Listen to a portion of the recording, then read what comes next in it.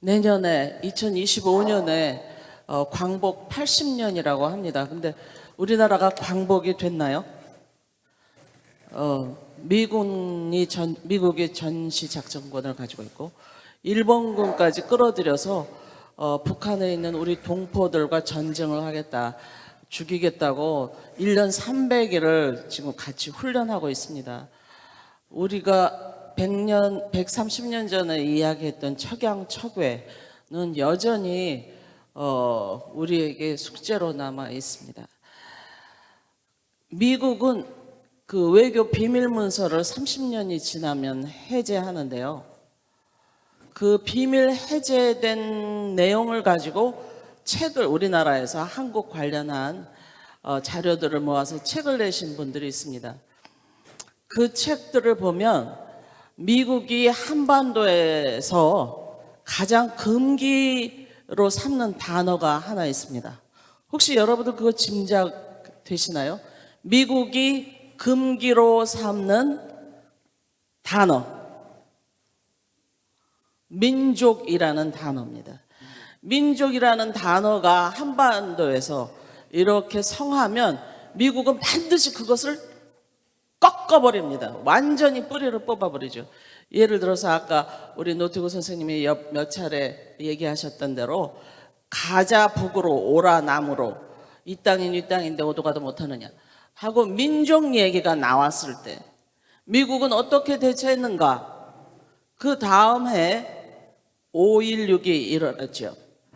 5.16이 미국하고 관계가 있을 것이다 라고 막연히 짐작하시는 분들도 계시겠지만 미국은 5.16 이전에 34일간의 외교 문서를 공개하지 않고 있습니다. 지금도.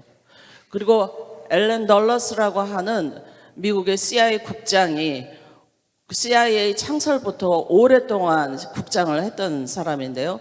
그 사람이 은퇴하고 나서 바로 몇 년 후에 영국의 BBC하고 인터뷰하면서 우리가 벌였던 해외 공작 중에서 가장 성공적이었던 것은 5.16이다. 한국의 5.16이었다. 이렇게 얘기합니다. 그 말은 남북이 민족이라는 단어로 내부에서 어떤 움직임이 꿈틀댈 때 미국은 반드시 수를 써서 그 맥을 차단해 놓고 있다는 이야기죠.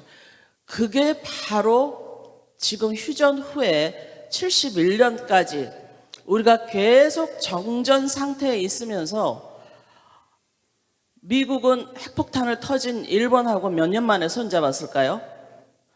5년 만에 손잡았습니다. 그리고 샌프란시스코 협약하에서 일본한테 완전히 면죄부를 주고 사우스 코리아와 노스 코리아로 휴전선을 그어버려서 남북을 분단시켜버리죠. 그리고 남쪽은 지금까지 이렇게 엎치락 뒤치락 하면서 계속 휴전 상태로 적 상태로 이렇게 남아있는 것은 미국이 남쪽을 꿀단지로 만들어서 계속 빨대 꽂아서 이익을 보고 있기 때문입니다. 머니머신이라고 얘기했잖아요. 트럼프가.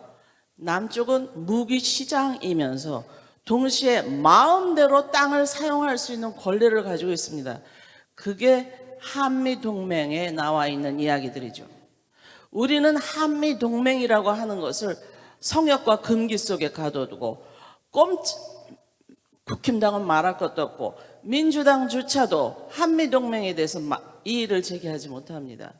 그런데 고승우 선생님 한미동맹에 대해서 책도 쓰시고 최고 권위자라고 할 수 있는 고승우 선생님은 한미동맹을 대폭 수정하거나 폐기하라 라고 최근까지도 계속 외치고 계십니다. 김창현 선생님이 얘기하듯이 저항하라. 이제 할 말은 하라.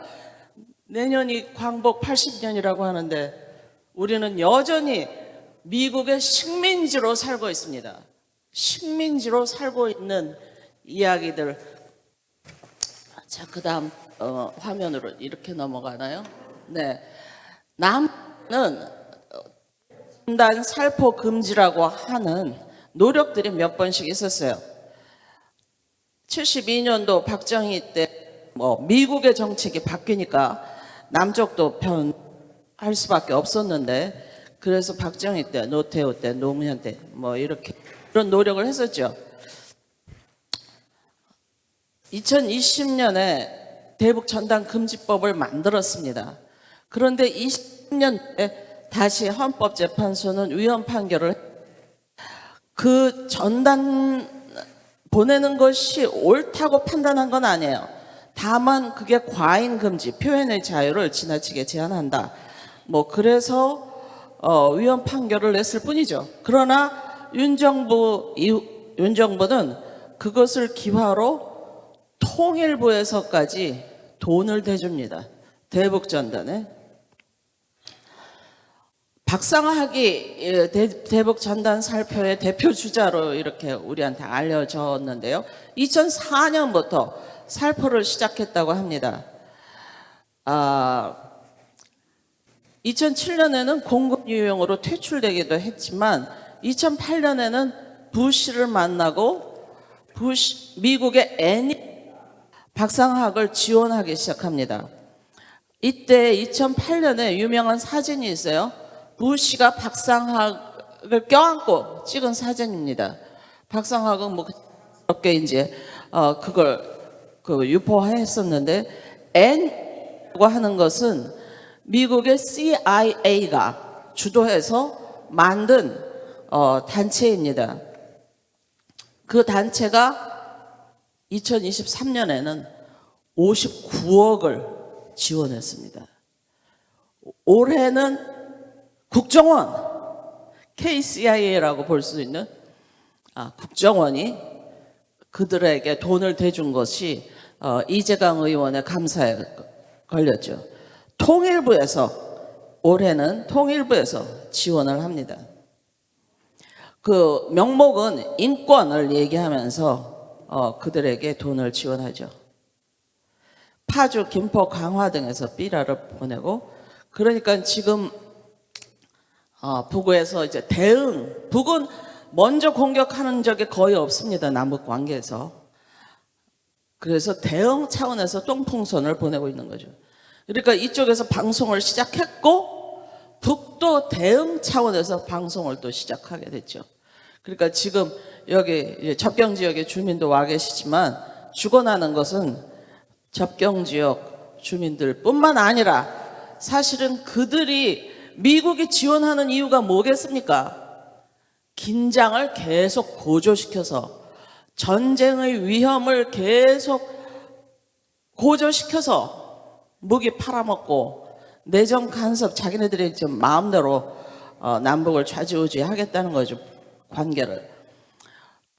저게 맨 위에 왼쪽에 사진이 부시가 2008년에 박상학을 껴안고 있는 사진이고, 그 밑에는 거기서 파견되어 온 인권단체라고 하는 사람이 수잔 뭐라고 하는 여자가 와서 직접 이렇게 전달하는 사진들도 있습니다.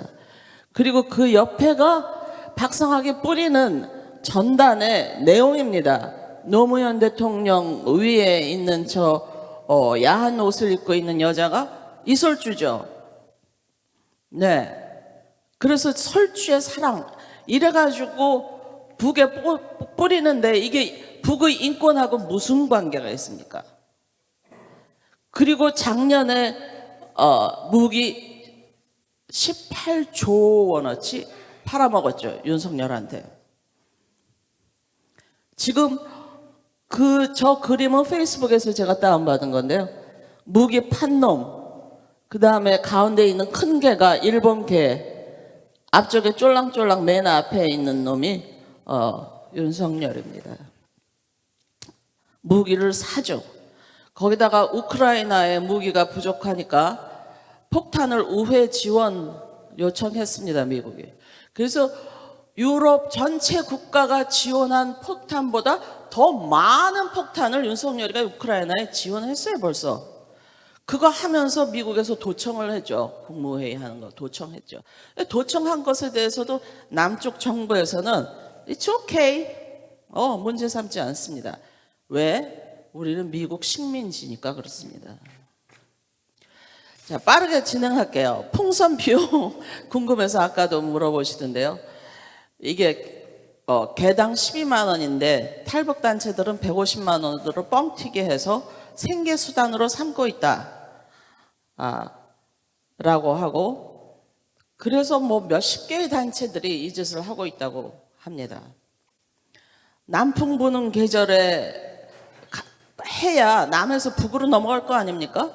근데 돈 때문에 하는 경우가 많으니까 넘어가지 않아도 그냥 막 살포합니다. 그 이외의 계절에도 막 살포하죠.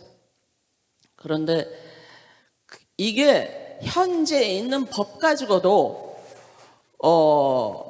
불법 비행이기 때문에 이거는 총괄 책임은 유엔사가 있습니다. 그런데 유엔사가 여러분들 가짜라는 거 아시죠? 유엔에 속해 있지 않습니다. 미국이 주도하는 다국적 군인이죠. 그래서 유엔 깃발도 사용해서는 안 됩니다. 그 가짜 유엔사 해체를 위한 국제 캠페인이라고 하는 단체가 계속 유엔에 질의하고 국방부에 질의하고 해서 최근에 얻어낸 답변서에는 국방부도 그것을 인정했습니다. 그리고 유엔사 홈페이지에도 그렇게 써 있다고 우리한테 홈페이지에 있는 유엔사는 유엔에 속해 있지 않으며 뉴욕에 있는 무엇의 지부도 아니다. 다국적 군인이다. 이렇게 유엔 홈페이지에도 나와 있습니다. 그리고 라카메라라고 하는 유엔 사령관이 주한미군 사령관이면서 한미연합 사령관이기도 합니다. 한 사람이 모자 3개 쓰고 있어요.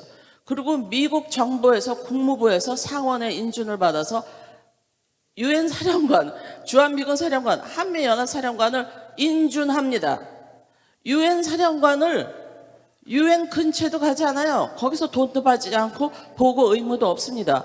미국이 주도하는, 그런데 왜 유엔이라고 하는 이름을 쓰나요? 그렇게 해야 속여먹기 좋기 때문에 대한민국 국민은 개돼지 취급을 하는 겁니다. 그래서 속여온 겁니다. 그래서 윤석열은 유엔사 국방부 장관 회의도 작년에도 하고 올해도 했어요. 왜 그런 쇼를 하는가? 그것을 통해서 전 세계가 사우스 코리아를 지원하고 있는 것처럼 쇼를 하는 겁니다. 그래서 우리는 윤석열이가 외교를 잘하네? 이런 착각을 하는 거죠. 그래서 일부 태극기 부대들, 뉴라이트들이 막 제일 내세우는 게 그거 아닙니까? 한미동맹, 미국의 지원을 받고 있는, 유엔의 지지를 받고 있는 윤석열의 대북정책, 이렇게 생각하게 만드는 것이죠. 어쨌든 유엔사는 지금까지 한 번도 남북 관계를 화해하게 하고 진전하게 하는데 도와준 적이 없습니다. 당연하죠. 왜? 한미동맹이라고 하는 것 자체가 미국을 갑으로 하고 한국을 을로 해서 분단을 고착시키기 위해서 만든 것이기 때문에 그렇습니다. 유엔사 역시 마찬가지예요. 남북을 고착시키기 위해서 작동하고 있는 것이 유엔사이기 때문에 이 풍선을 보내는데 눈 감아주고 모른 척하고 있는 것이죠. 그래서 우리가 사실 9월 5일 날 가짜 유엔사 해체를 위한 국제 캠페인이 용산 앞에서 시위를 하면서 질의서를 냈습니다. 대통령실에 6개의 질문을 하면서 마지막 항목에 우리가 대북 평화 풍선을 날려도 되겠습니까? 라고 질문을 냈어요. 국방부가 어떤 답변을 했을까요? 좋다 했을까요? 안 된다 했을까요? 국방부는 답변을 할 수 없었을 겁니다. 그래서 우리가 대북 평화 풍선 띄우기를 하려는 계획에 대해서 질의서를 냈더니 답변이 10월 달에 오기를 세부 정보가 없으므로 입장을 밝히는 것은 적절치 않다. 예스도 아니고 노도 아니다. 이렇게 답변을 보낸 거죠. 그래서 우리는 이런 생각을 하는 겁니다. 이 허점을 저들은 남북 긴장을 고조시키기 위한 수단으로 풍선을 이용하는데 부추기는데 좋아. 그럼 우리도 이걸 할 거야. 니네가 그렇게 어정쩡하게 한다면 그 칼자루를 우리도 잡겠어. 그래서 대북 풍선 띄우기가 이제 이야기가 나오기 시작하게 된 겁니다. 근데 일부 시민단체는 지금 100% 반대를 하고 있죠. 무조건 북으로 가는 것은 안 된다. 고조시키니까. 근데 그런 상상력이 부족해서 우리가 완전히 다른 내용으로, 그걸 다른 말로 하면 양면 작전이라고도 할 수 있을 것입니다.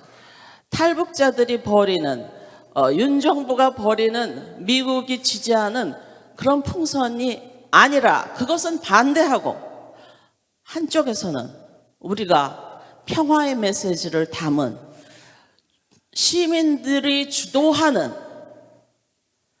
너희들의 허점을 꿰뚫을 수 있는 그런 방식으로 무언가를 해보겠다라고 하는 거죠. 윤석열 정부 지난 10월에도 무모한 도발을 했습니다. 국군의 날에 저 드론을 공개적으로, 그리고 그 드론을 북으로 보냈습니다. 그게 무사히 갔다가 왔으면 들통나지 않았겠지만 그게 저쪽에서 추락하고, 그래서 저쪽에서 확인해가지고 니네들이 10월 1일 날 자랑했던 드론 맞지? 그래서 이거는 빼도 박도 못하는 증거입니다. 이거 정말 바보 아닙니까? 강 끝 뭐 이러면서 북진 통일을 하겠다고 하는 놈들이, 북은 이미 핵을 엄청나게 가지고 있고 대륙을 건널 수 있는 핵에다가 잠수함을 통해서 바다 밑에서 보내는 핵에다가 극초음속으로 보낼 수 있는 핵 무기까지 다 마련한 형편인데 거기다 대고 북진 통일을 말할 계제가 됩니까?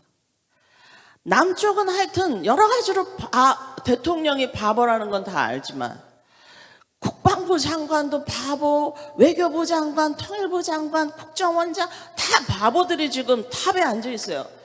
그래서 미국 말대로 움직이는 똥개, 북에서 말하는 말이 똥개인데 정말 그 짓을 하고 있습니다. 미국을 따라가면 전쟁입니다. 지금 그래서 바이든이 계속, 민주당이 계속 정권 잡을 줄 알고 우크라이나의 북한 파병설을 국정원, 미국이 아마 주도했을 거라고 봅니다. 그것을 젤렌스키가 이렇게 저렇게 엉터리로 조작한 솜씨도 아주 조잡한, 조작한 것을 또 국정원이 받아다가 파병설 어쩌고 하면서 그게 무슨 상관인데. 그래서 우리나라 군인도 보내야 되고 무기도 보내야 된다고 설레발을 칩니다. 그러면 바로 우리는 3차 대전에 끌려 들어가게 되는 거예요. 대북 평화 풍선 띄우기의 의미는 무엇인가? 말씀드린 대로 유엔사의 편파성을 드러내 보일 수 있다. 남북 관계 개선의 주도권을 시민이 잡겠다는 의지를 키울 수 있습니다. 우리가 이거 하면서 대국민 홍보하고 모금을 1,000원, 2,000원 모금을 받고 이러면서 지역 주민하고 연대하면서 그 탈북자들이 하는, 미국이 시켜서 하는 그런 것은 주민들의 반대를 받지만 이것은 주민들이 충분히, 지자체가 충분히 받아들일 수 있을 거라고, 막을 근거가 없을 거라고 생각합니다. 그리고 남북이 직접 소통하는 방법을 개척할 수 있게 되는 것이죠. 우리 노태우 선생님이 진짜 좋아하는 게 아마 이것일 것 같은데요. 직접 소통하는 방법을 개척하는 것은, 이거는 굉장한 도구를 우리가 합법적으로 확보하게 된다는 것을 뜻합니다.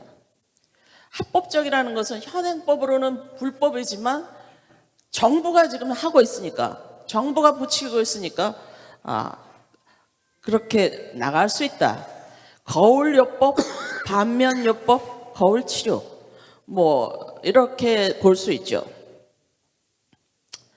그래서 여러 가지 가능성을 열어두고 평화풍선을 국리해 보아야 한다. 지금 트럼프는 바로 조만간에 그 조미 협상을 하고 거기서 종전협정, 뭐 평화협정, 종전협상과 선언과 평화협정 같은 게 나올 수도 있습니다. 그렇게 되면 바로 미군 철수 나갈 수도 있어요. 우리는 그것을 쌍수를 들어서 환영해야 됩니다. 한미동맹을 한 지처럼 썩은 동아줄인 줄도 모르고 미군이 썩은 동아줄인 줄도 모르고 자기 등골 파먹고 있는데 그것을 생명의 뭐 동아줄인 것처럼 알고 있는 그 국민들을 우리는 설득해내야 됩니다. 그래서 전쟁을 준비하면 전쟁이 온다. 평화를 준비하면 평화가 온다. 김진향 선생님은 오랫동안 개성공단 이사장 하면서 평화운동 해오신 분인데요. 그분이 주장하는 말 한마디. 만나면 통일이다. 우리는 말도 같고 전통도 같고 문화 같은 게 너무 많아서 우리는 만나면 된다. 복잡하지 않아요. 그래서 만나는 것, 한의학에 그런 말이 있습니다. 통즉 불통, 불통즉 통. 통하면 안 아프다. 안 통하면 아프다. 우리는 미국이 그동안 불통하도록 군사 독재자들을 뒤에서 주물르고 계속 남쪽에 내정 간섭을 해왔어요. 주인 노릇을 해왔어요. 식민 총독 노릇을 해왔어요. 남북을 못 만나게 했어요. 이간질 시켰어요. 그런데 우리가 이제 직접 하겠다는 거죠. 직접 해서 만나는 기회를, 직접 소통하는 기회를 만들겠다. 그러면 통일은 어느새 가깝게 있을 거라고 생각합니다. 아까 뭐 여론조사하고 젊은이들이 통일은 별로다라고 생각하고 그건 그렇게 교육됐기 때문에 그렇죠. 평화라는 단어, 통일이라는 단어, 우리의 소원은 통일, 이런 노래 사라진 지 수십 년입니다. 그런 교육을 안 시켜요. 그러니까 젊은이들이 그렇게 생각할 수밖에 없어요. 그걸 가지고 우리가 통일은 아직 이렇게 생각할 필요가 없습니다. 만나면 된다. 통하면 된다. 그래서 우리는 통하는 방법에 대해서 노력을 해볼 텐데 변수가 있죠. 북이 거부감을 가질 수도 있을 겁니다. 남쪽에서 오는 건 다 싫어. 그럴 수 있죠. 그래서 우리는 또 트럼프가 또 무슨 짓을 할지 모릅니다. 그런데도 불구하고 우리는 분단 세력에 저항해서, 분단 고착 세력에 저항해서 자주적으로 평화 활로를 뚫어야 된다. 국민 모금, 소액 다수, 접경 지역 주민을 비롯한 최대 국민의 지지를 얻기 위해서 홍보한다. 국민운동으로 승화시키고 각인시킨다. 풍선에 우리는 전단지를 뿌릴 필요는 없다고 봅니다. 현수막, 우리 땅 우리 평화 남북 함께 만든다.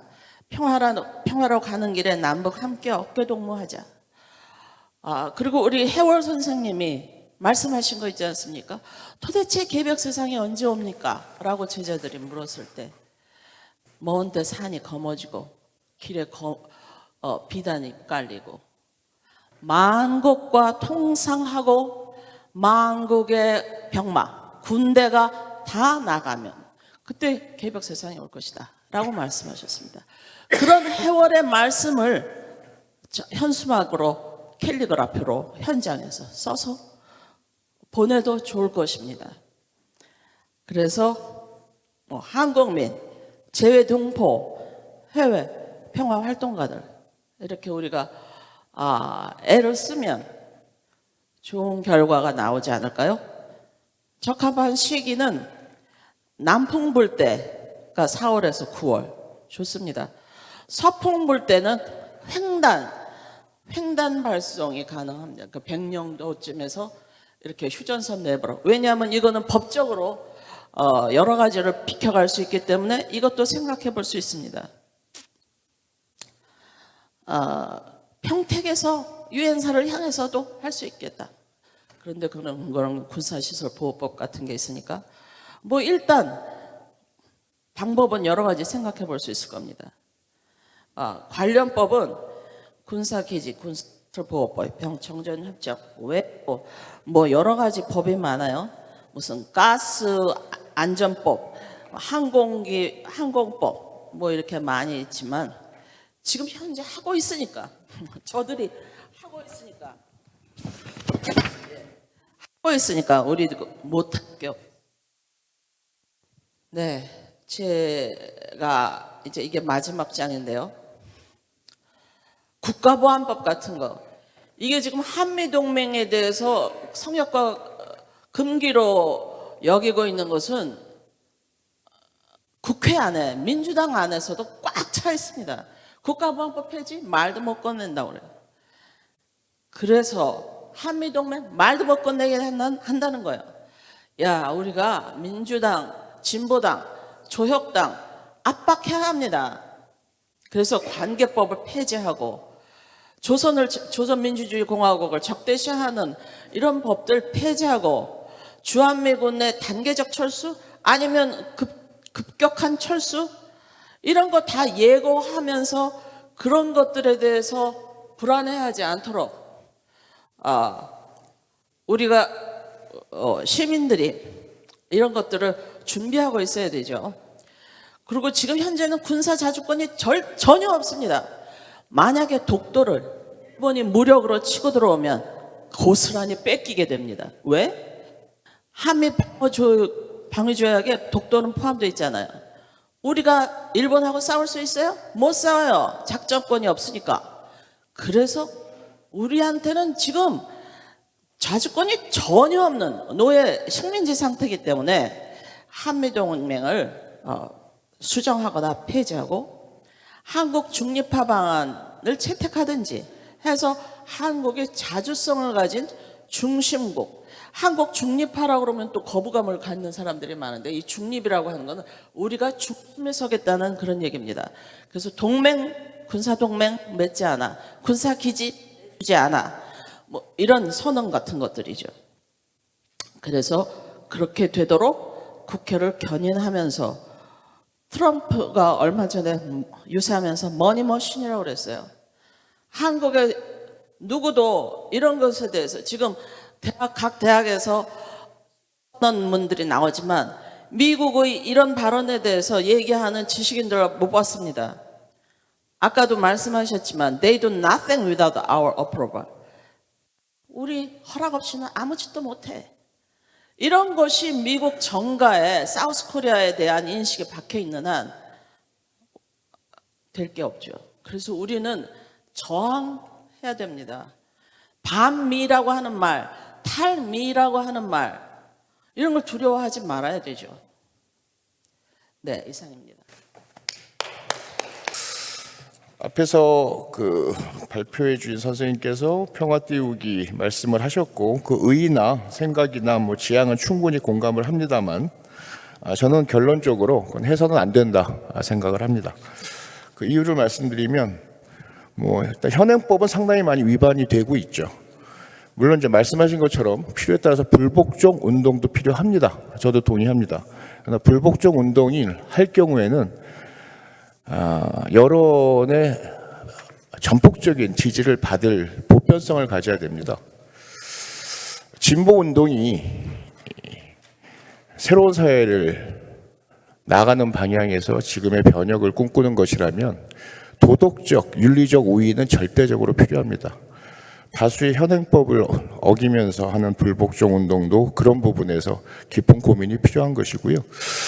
제가 오늘 토론회를 보면서 느끼는 것도 지금 그 많은 통일 세미나에서 느끼는 것은 뭐냐면 남남의 문제에 너무 집중하고 있지 않느냐. 통상, 삼통 이런 것들은 상대방이 있다는 얘기거든요. 상대방은 과거 통일 장관 합의의 사항에 따르면 북측이죠. 지금의 표현으로는 조선이라고 표현하는 게 맞겠죠. 상대방이 있는 것이 삼통입니다. 그래서 지금 어느 누구도 북측이나 조선의 법에 대해서 얘기하지 않습니다. 앞서 발제자께서는 전단은 안 하겠다, 현수막을 하겠다 말씀하셨지만 2002년도 이후에 북측이 만들어 놓은 세 가지 법, 사상법, 특히 그중에서 최근에 만든 반동사상 문화배경법은 전 조항을 살펴보면 북한, 조선의 인민들이 현수막을 눈으로 확인하는 순간 모두 노동교화형 징역이죠. 5년 이상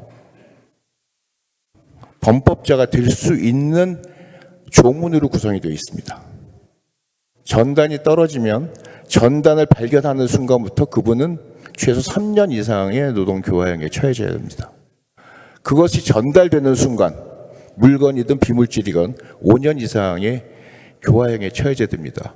다시 말씀드려서 암만 좋은 뜻으로 하는 일이어도 교류에 상대방이 피해를 주는 일은 하지 않았으면 좋겠다는 것이 저의 일관된 주장입니다.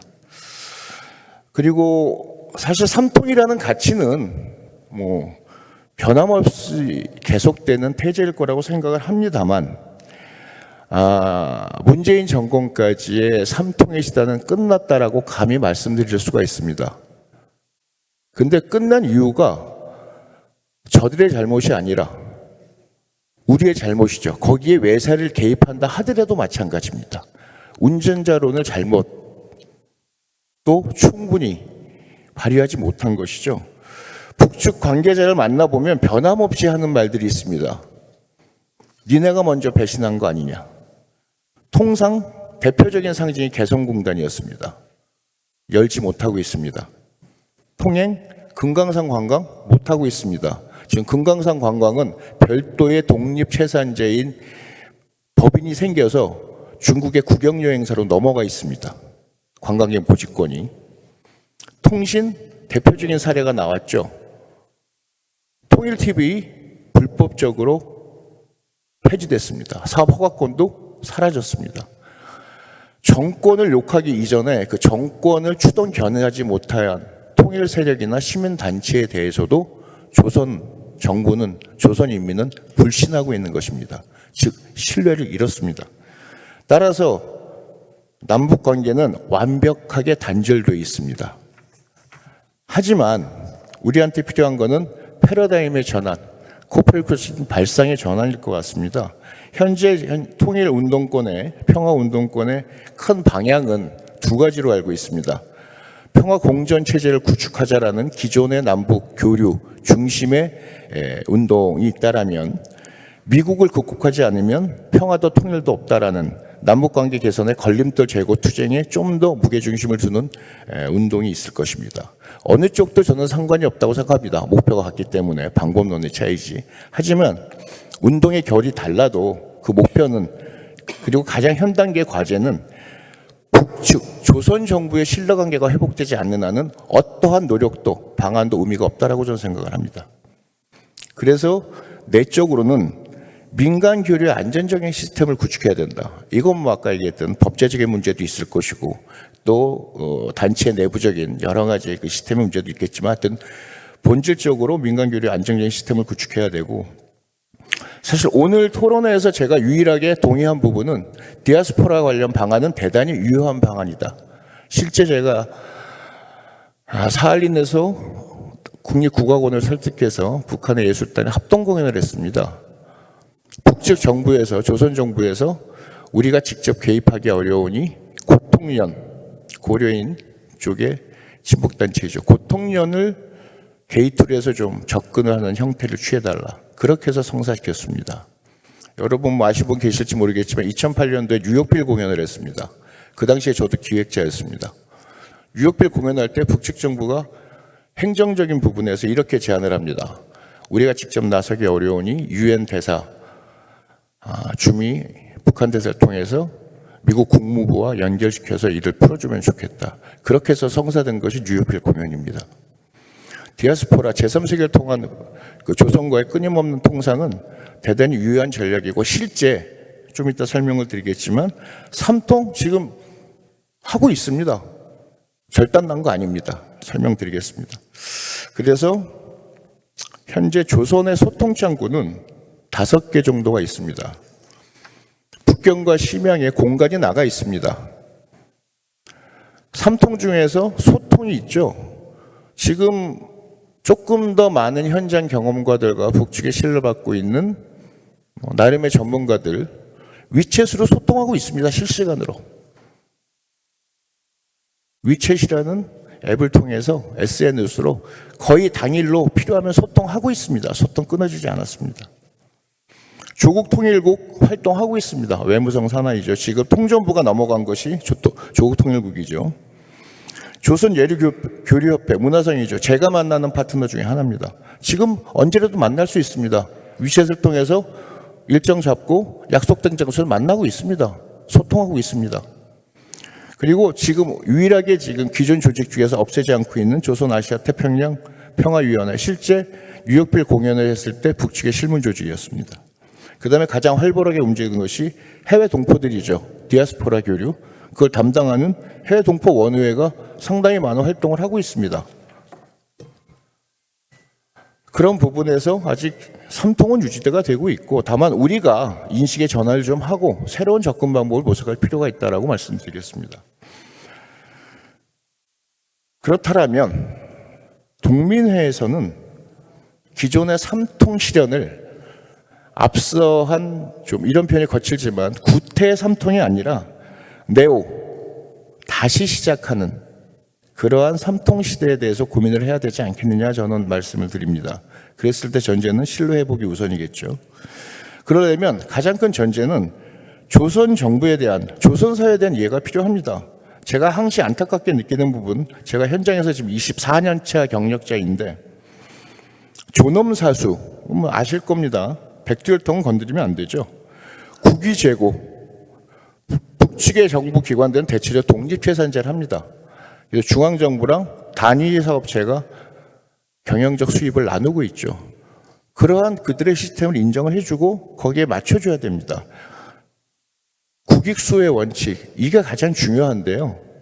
실제 남측에 많은 관련 단체들의 활동을 보는데 제 말이 아닙니다. 북측의 정치 일꾼들의 얘기입니다.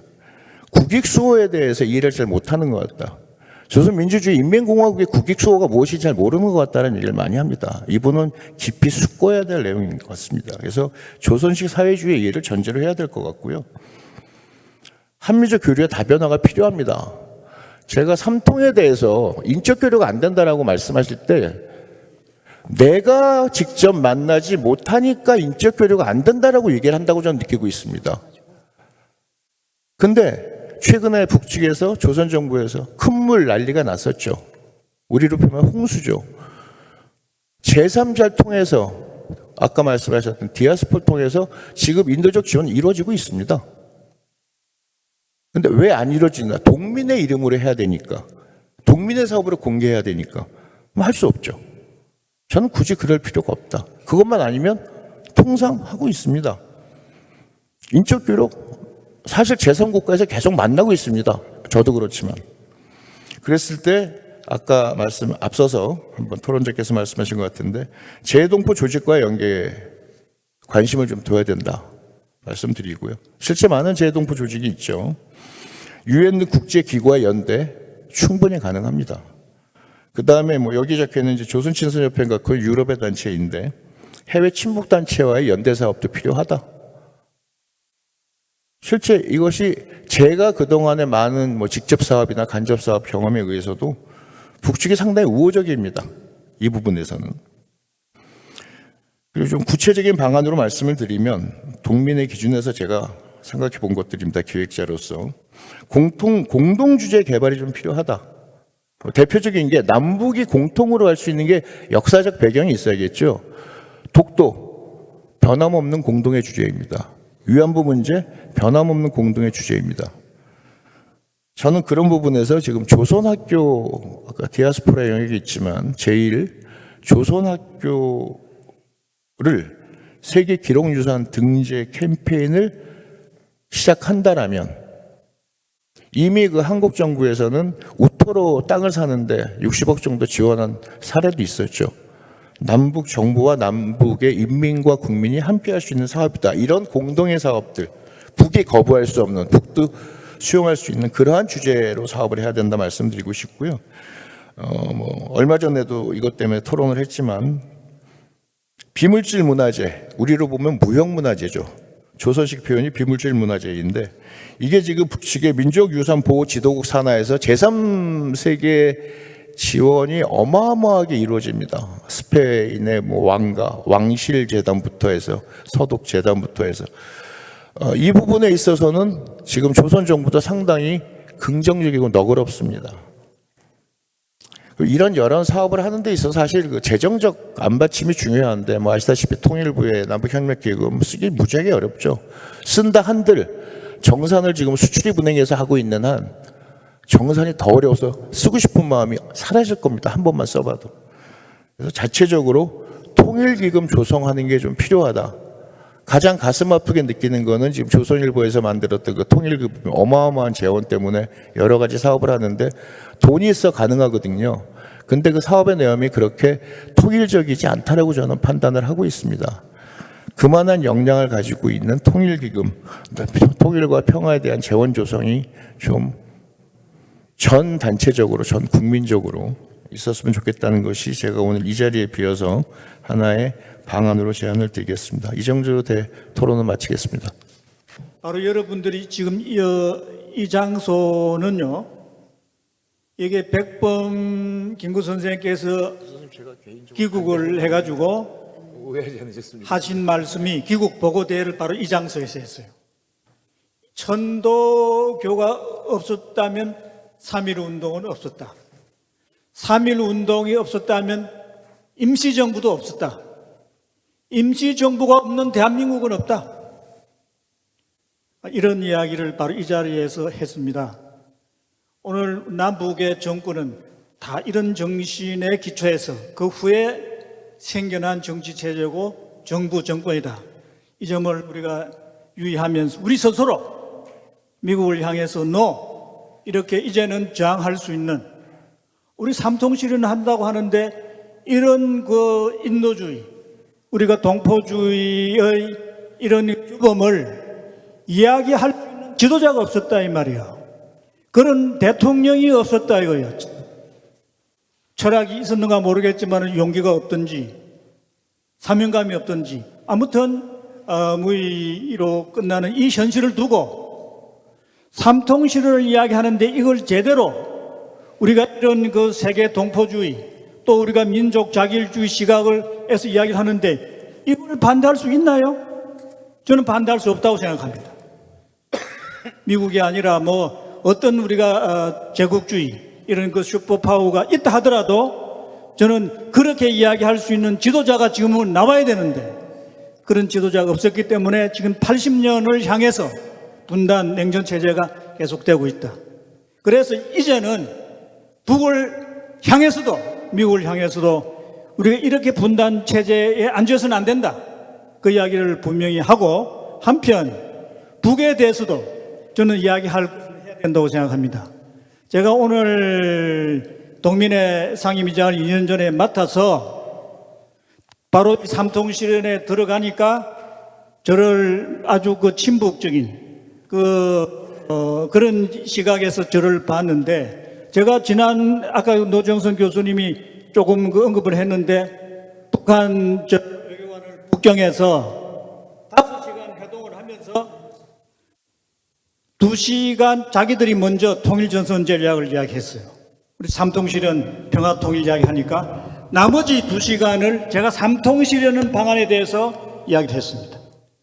나머지 1시간은 30분은 이상명 교수가 국제법 전문가니까 국제정세, 국제정치 이야기를 해줬고 나머지 30분은 노정선 교수님 말 맞다나 이제 그야말로 북에서 좋아하는 그런 인사니까 또 이제 그 서로 안부를 나누는 그런 자리가 됐는데 저는 지금 좀 우리 남북이 주저에 있는 이 양체제가 이 분단 논의를 두고 천민자본주의, 또 우리가 빈곤의 우리가 평등주의, 사회주의, 공산주의로 지금 전락하고 있잖아요.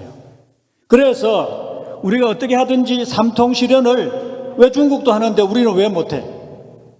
이것을 우리가 동포뛰기 운동 형식으로 민족 자주 자결권 시각에서 이걸 추동할 테니까, 뒷받침할 테니까, 이제는 우리가 이 냉전 논리 시각에서 보는 시각에 따라서는 다 이 기득권 논리고 체제 유지 논리고 이런 이야기가 나오는데, 이런 오해도 당신들이 또 불식해야 되지 않겠느냐.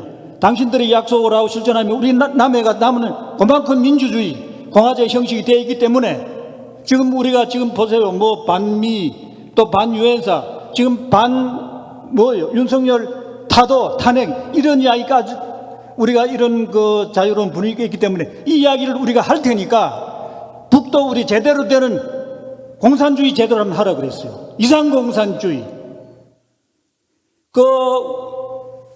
우리가 지금 과학 사회주의, 공산주의 제대로 하고 있지 못하지 않느냐 말이야. 거긴 냉전 논리 때문에 그렇다. 그러면 제대로 해라. 우리가 동민회가 원탁하게 우리가 추동 뒷받침하면서 후원할 테니까, 그러면서 남북이 우리가 선의의 체제 경쟁, 선의의 우리가 그런 사상 경쟁, 철학 경쟁을 해가면서 궁극적으로, 미국의 캘리포니아 대학의 교수 다이아몬드 교수가 이야기했죠. 남북이 양체제가 평화 공존을 하면서 장점을 살리면은 미국 다음에 선진국이 된다 그랬어요. 1등국이 된다 그랬단 말이에요. 그런 우리가 나라를, 그런 우리가 민족 공동체를, 한민족 공동체를 만들어 보자. 제가 2시간 이야기한 이 사람들이 진지하게 경청했습니다. 그래서 지금쯤은 우리가 미국을 향해서 뿐만 아니라 북에 대해서도 할 말은 해가면서 제대로 되는 공산주의 한 만들어 가자 이거야. 제가 그런 측면에서 저는 전도교인입니다. 인내전 동학사상 연구를 하면서 이걸 어떻게 철학 이론적으로 체계화할 것인가. 내가 그런 의미에서 저는 그 세계관으로서 유물론, 유심론, 관념론을 극복하는 인간론, 사람 중심 철학, 그런 오늘 철학을 이제 변정법적으로 이제 양 교수님을 통해 기대했는데, 그런 이야기는 안 하고 더 큰 의미에서 비판 철학이란 무엇인가, 또 많은 것을 공부하게 되는 자리가 되긴 했습니다만은, 그런데 이거를 황장엽 선생의 북에서 주체 사상을 정립하지 않았습니까? 한국에 와서는 이걸 인간 중심 철학이라고 그랬어요. 그분이 책을 내가 다 탐독했어요. 강의도 들었어요. 내가 그분의 이런 인간 중심 철학, 북을 알기 위해서 주체 철학을 알아야 될 거 아니에요. 내가 그만큼 공부를 내가 20여 권 책을 정독을 했는데, 내가 김일성 대학 황장엽 선생 총장 할 때 제자는 아니지만 한국에서 내만큼 그 주체사상 공부한 사람 나와보란 말이에요. 그렇게 이야기를 하는 가운데 내가 황장엽 선생님이 강의도 듣고 책을 읽었다고 하니까, 황장엽 선생이 변절자인데 그 사람 이야기 하느라고 나보고 말이야, 이 문제가 있다는 거예요. 아니, 내가 공부하는 의미에서 그 주체 철학 공부를 한 것인데, 그런 시각에서 이야기를, 한 사상 한 철학이 그런 거 아닙니까? 우리가 아우르고, 전체가 부분을 아우르고 등등, 이런 우리가 접근하는 사상이 나와야 돼, 변정법이 나와야 되는 그런 시각에서 제가 공부를 해서 그런 데 출처를 밝혀야 되니까, 우리 황 선생님 이야기를 했는데, 황 선생님 그 이야기를 했다고 나를 인신공격하는 사람이 있어요. 아무튼 지금쯤은 북을 향해서도 말할 수 있는 부분은 우리가 이야기를 해야 된다. 그런 입장을 우리 동민회, 제가 이장을 맡고 있는 제가 가지고 있는 입장이다. 이렇게 말씀을 드리고, 한편 고마운 것은 우리 공강수님은 그동안에 북에 대해서는 잘 언급을 안 했어. 그런데 반미, 반유엔사. 근데 오늘 이걸 보니까 북에 대해서도 우리가 또 풍선을 보낼 수 있어야 되지 않나. 이거 매우 중요한 지적을 해 주셨는데, 제가 그 북한 외교관 이야기를 그래 했고, 2년이 지난 10월 달에 어떻게 하든지 북한하고 이렇게 접촉을 해. 전쟁을 할 때 하더라도 우리 동포 문제, 삼통 문제는 이게 당면 가지 아니냐고. 그래서 연해주에 가면 혹시 북쪽 인사들을 만날 수 있는 기회가 있을까 싶어서 북에 갔어요. 그러니까 하니까 마침 우수리스크 거기에 민족학교 그 교장 김발레리나 이분이 북하고 소통이 되더라고. 그래서 내 자료를 주고 어떻게 하든지 동포 간에 삼통 실현하자. 제 이야기를 전적으로 그 사람 지지했어요. 그런데 오늘의 상황이 아까 지금 이철주님이 북한의 여러 가지 이제 법이 바뀌지 않습니까? 그런 상황을 두고 조심스럽다. 자기들이 그 역할을 하기 힘들다 그래요. 근데 아무튼 내가 이렇게 본격적으로 삼통 실현을 하는 그런 내가 이런 그 움직이는 모습을 보고 우리 같이 간 모 인사가 이 사람들은 그 이제 그 연해주 일대에 이제 그 동학 농장 개발, 수은 농장 이런 개발에 관심을 가지고 갔는데 아니 내가 이제 나는 뭐 삼통 실현이 지금 화두고 과제니까 그 이야기 하니까 이 사람들이 두려움을 느껴가지고 이전에 반공보안법을 어시겠는지 나를 갖다가 완전히 그 사상범으로 이상하게 그렇게 다뤄가지고 갔다 온 귀국 보고를 하는데 이걸 갖다가 저 카톡에 내가 이제 활동한 그거를 올려가지고 우리 동민의 원탁이 분위기가 좀 어수선한 그런 분위기가 있습니다. 오늘 이 자리에 사무총장이 나와야 되는데 이 녀석이 그런 분위기 휩싸여 지가 혹시지도 뭐 오해받을 혹시 뭐 불이 있을까 싶어서 물론 뭐 저 지적을 하고 있기 때문에 그렇지만 지금 6시 넘으면 얼굴 보여야 돼. 안 보이겠잖아요. 그런 분위기가 있습니다. 결론 우리가 지금쯤은 미국뿐만 아니라 북쪽에 대해서도 우리 할 이야기를 해가면서 이렇게 가야 그 당연히 풍선을 통해서 우리가 생각하는 이런 그 평화 풍선의 또 삼통 실현 얼마나 여러 가지 또 우리 의견을 수렴하자고요. 그래서 오늘 이 세미나가 끝나면 이제 내일부터 본격적으로 평화 풍선을 어떻게 날릴 것인가 구체적인 그 방략을 지금 여기에 또 논문에 담고 있는데 거기에 대한 뭐 우리가 또 이제 모금도 해야 될 것이고 또 그 올리는 여러 가지 이제 전단의 그 콘텐츠도 있어야 되고 이런 많은 논의가 이제 필요하다. 이런 말씀을 드리면서 제3주제를 여기서 끝내겠습니다. 지금 우리 이제 종합토론 안성문 대표께서 나와서 마무리 좀 이렇게 토론을 좀 해주세요. 먼저 오늘 발표하신 발표자 여러분과 토론자의 그 발표를 다 들었는데 우선 제 개인적으로는 마지막에 발표하신 이철주 문화기획자 남북사회 문화교류 전문가 가셨나요? 네, 그분도 가신 것 같더네. 이분의 의견에 좀 제가 많이 좀 동의를 표합니다. 다른 분보다는. 우선 제가 맡은 거는 제 의견은 여기 자료집에 있고 제가 몇 차례 제가 주관하는 뭐 토론회나 또 동민회 토론에서 발표를 했기 때문에 그런 생략하고 제가 원래 맡은 그 임무가 이제 오늘 김창현 교수의 기저발전에 대한 토론이어서 그 김창현 교수 발표에 대해서만 약간 코멘트하는 거로 제 역할을 좀 할까 합니다.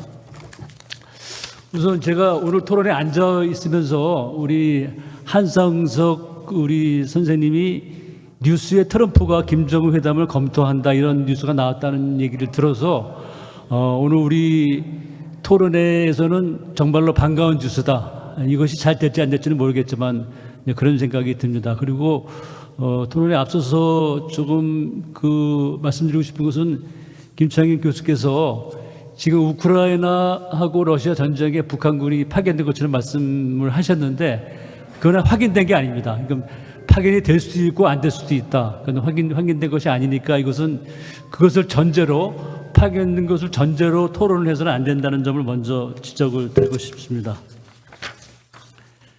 자, 지금 남북 관계가 굉장히 우리의 기대와는 달리 어려운 그런 상황에 돌입해 있습니다. 이것의 주된 이유는 사실은 그 분기점이 북미 하노이 회담이었습니다. 여기 북미 하노이 회담에 대해서 지금 김창현 교수는 특별하게 언급한 바가 없는데 이 북미 하노이 회담이 실패하면서 이 남북 관계가 완전히 격동으로 접어들게 되었습니다. 그런데 여기서 이 지점에 대한 의견은 제가 자료집에 있으니까 그걸 보시고 제가 지적하고 싶은 것은 북미 하노이 회담에 실패해서 우리 대한민국 정부, 문재인 정부가 무엇을 했는지 하는 점을 우리는 반성을 해야 된다고 생각합니다. 그 언론에는 대한민국이 한반도 분단의 당사자인 국가로서 중재자 역할을 무슨 운전자 역할을 해야 된다 그렇게 발표를 했는데 실제로 사실은 이 당시 문재인 정부에서 다른 정부에서 없던 두 개의 정상회담을 하지 않았습니까? 이거 굉장히 놀라운 진적이었죠. 놀라운 진척이었죠. 그런데 실제로는 문재인 정부 후반기에 그 두 개의 공동선언을 실제로 이해한 게 별로 없습니다. 그리고 이제 지금 북미 한야 회담에 뭔가 역할을 할 수 있었는데 하지 못했습니다. 제가 더 안타깝게 생각하는 것은 여러분 보시는지 모르겠지만 문재인 전 대통령이 변방에서 중심으로 가는 회고록을 냈습니다. 이 회고록에 본인이 자세하게 얘기를 했습니다. 우선 첫 번째는 북미 하나회 회담 한 다음에 미국이 전혀 우리한테 정보가 준 게 없습니다. 왜 이게 실패했는지, 어떤 것은 얘기가 되고 어떤 것은 얘기 안 되는 이런 정보를 준 게 없다는 것이 이 문재인 회고록에 나옵니다. 그리고 이 점에 우리는 우리 코리아의 통일을 바라는 우리 8천만 결의가 분명하게 이러한 현실을 인식을 하고 그 현실을 우리가 아무리 싫어도 현실이다. 그래서 그런 현실 속에서 주 객관적인 조건 속에서 대한민국의 평화 통일을 노려야 된다. 이 점을 저는 좀 지적을 하고 싶습니다. 다만 한 가지 문재인 대통령의 회고록 중에서 제가 좀 주목하고 싶은 것은 지금 오늘 김청현 교수는 틈만 나면 종전선언에 매달리는 것도 그 맥락이 비슷하다. 왜냐하면 미국의 규제를 받기 때문에 이런 주장을 했는데 저는 이거와 동의하지 않습니다. 문재인 대통령은 후회했습니다. 북미회담의 실패에도 불구하고 남북 간에라도 종전선언을 했으면 어떻겠냐 이렇게 얘기를 했습니다. 저는 그 의미가 있다고 생각해요. 남북 간에 종전선언을 하면은 이게 구속력이 없죠, 실제로. 왜냐하면 미국이 동의하지 않았기 때문에. 그럼에도 불구하고 만약에 북이 응해서 남북 간에도 종전선언을 했다면은 이것은 분명 역사의 진전이고 통일운동의 이건 진전입니다, 말하자면. 구속력은 없지만. 그리고 그 다음에 본인이 퇴임하기 전에 국회에서 종전선언을 비준을 받으면 되는 거죠. 그런데 그동안 우리 통일운동 과정에서 우리가 분명히 반성해야 될 것은 실제로는 많은 공동선언과 남북 합의가 있었음에도 불구하고 우리 남쪽에서 비준을 하지 않았습니다. 우리가 자랑하듯이 우리가 북한보다 국력이 강한 국가라면 우리가 먼저 그동안 남북 정상들이 해온 합의와 공동선언을 국회에서 비준을 해야 됩니다. 그만큼 우리 남남대화를 소홀히 했다는 점을 우리가 반성해야 된다 이렇게 생각을 합니다. 그 다음에 이제 이 김창현 교수가 냉정히 말하면 교류협력을 통한 긴장 완화의 측면에만 골몰을 했을 뿐 실제 근본적인 정치 군사적 대립 상황을 종식시키는 문제에 소홀했다 이렇게 얘기했습니다. 이거는 대한민국 통일운동의 과정을 정확히 분석 안 한 겁니다. 이거는 교류협력 긴장 완화의 측면도 문재인 정부가 후반기 아까 지적했듯이 문재인 정부가 못했습니다.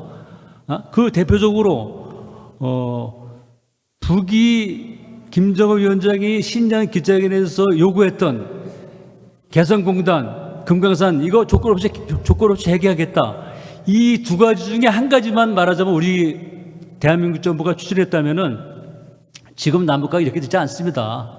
그러면 최소한도의 교류 협력도 우리가 할 수 있음에도 할 수 있는데 못한 것 때문에 이것이 안 된 것이 이것도 못하면서 정치 군사적 대립 이거는 굉장히 나중에 할 수 있는 문제입니다. 저는 그렇게 지적을 하고 싶고요. 그다음에 지금 국가보안법 철폐 이것도 마찬가지죠. 이건 더 어려운 문제입니다. 할 수 있지만 해야 되고 할 수 있지만 어려운 문제다. 그렇게 지적을 하고 싶습니다.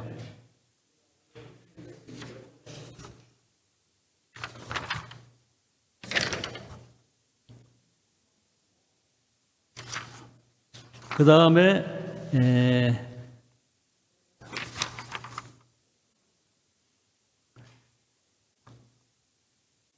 지금 어느 순간에 평화 공존을 주장하면서 통일의 단어 대신 평화를 쓰기 시작했습니다.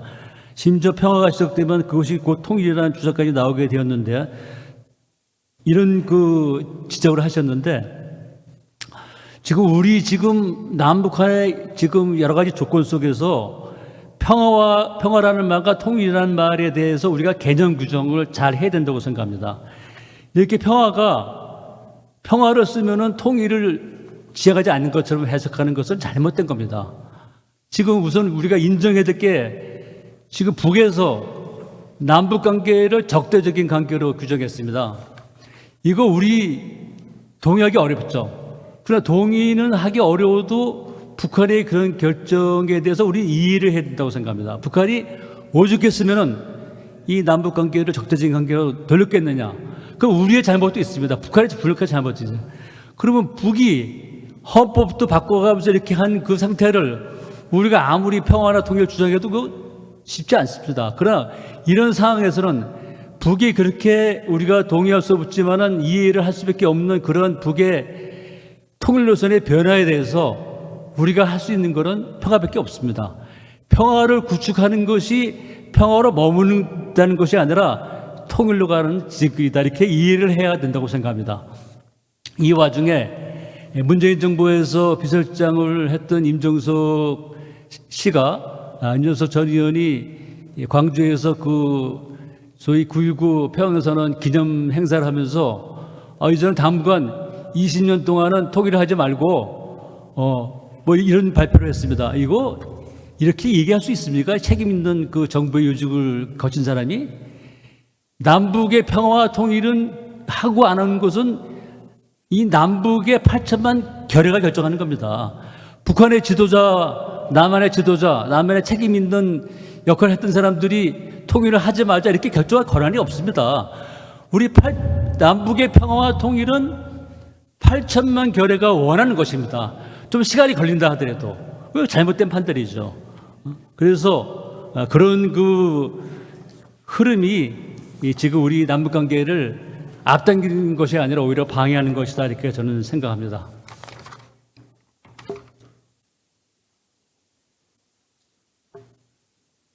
좀 해야 될 얘기가 김창현 교수 해야 될 얘기가 좀 있는데 좀 지금 제가 약속한 1분밖에 안 남아서 저 이렇게 말씀드립니다. 트럼프 2기 정부 하에서 남북 관계는 경제적으로는 매우 어려울 것으로 이렇게 예상이 됩니다. 그러나 트럼프가 일단 본인이 그 대통령 선거 유세 과정에서도 밝혔듯이 자기 김정은하고 친하다. 김정은하고 대화할 수 있다. 이것은 우리가 환영을 해야 될 일이라고 생각합니다. 그러나 트럼프가 아무리 김정은하고 대화를 시도해도 저는 과거처럼 북한이 미국과의 대화를 하지 않는다고 생각합니다. 그 당시에 미국 트럼프는 북한에게 어떤 걸 요구했습니까?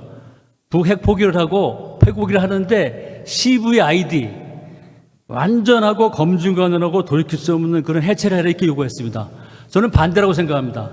이제는 북한이 잘 알 수 없지만 북한이 올해 미국에게 CVID 너희들이 완전하고 검증 가능하고 돌이킬 수 없는 그런 대가를 먼저 제시하라. 저는 이렇게 얘기할 거로 예상합니다. 저는 과거 속았지 않습니까? 그 장시간을 거쳐가지고 그 기차를 타고 그 하노이에 가서 회담이 실패했습니다. 그 회담의 실패는 북한의 잘못도 있지만은 북한이 완전히 당한 거죠. 남쪽 대한민국 정부도 아무런 역할을 못하고 왜 전시적 조건도 묻고 무슨 이런 나라한테 뭘 기다 이렇게 생각하는 걸 북이 주장하는 거 아닙니까? 그 주장이 옳다는 게 아닙니다. 그래서 트럼프와 북의 김정은의 대화는 당연히 환영하지만은 이것은 결코 과거처럼 쉽지 않을 것이다. 이렇게 저는 좀 주장을 하고 있습니다.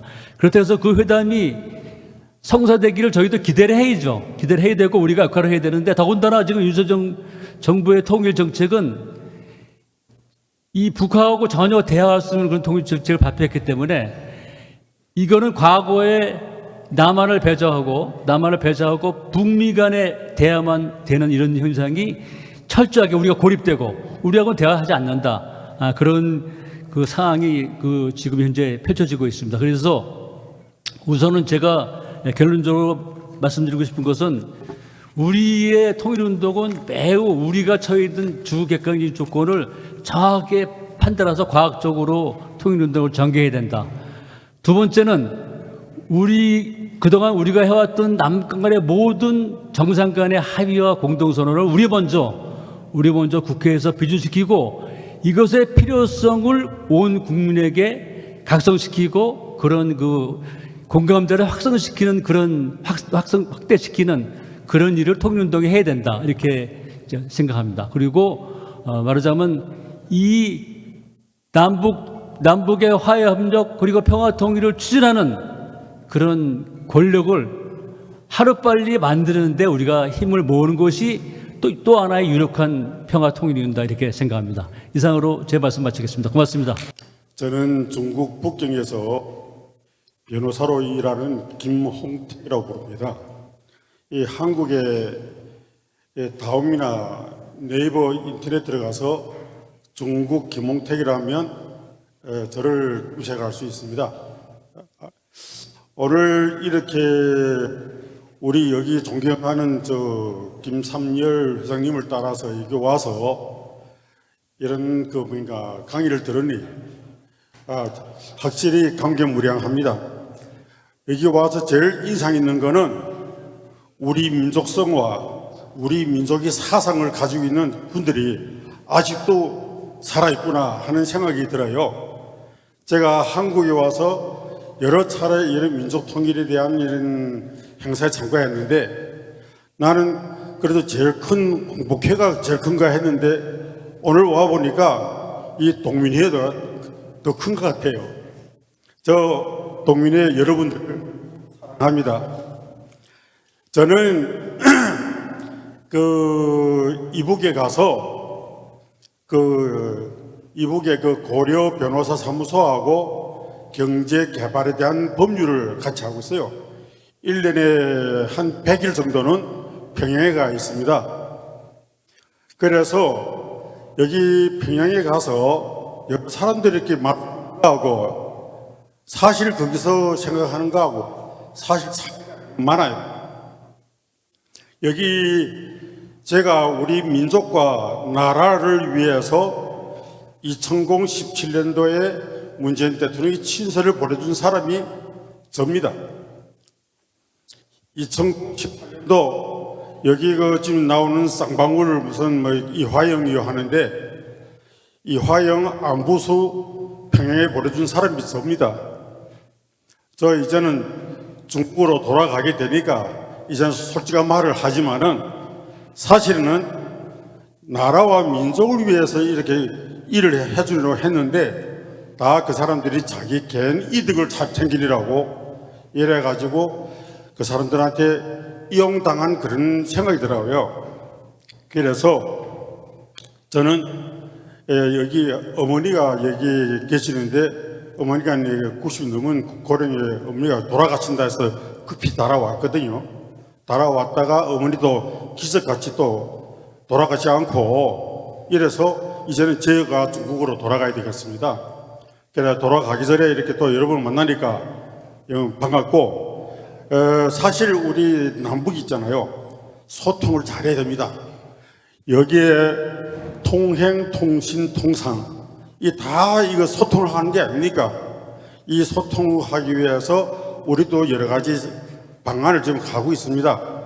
여기 제가 오늘 마지막으로 말씀드릴 거는 여기 동학민족통일회 오늘 보니까 우리 한일 운동 이것이 시작이 뿌리가 여기구나 하는 걸 오늘 와서 많이 배웠습니다.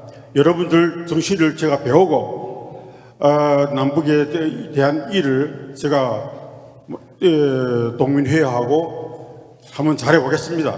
그리고 명년에 있잖아요.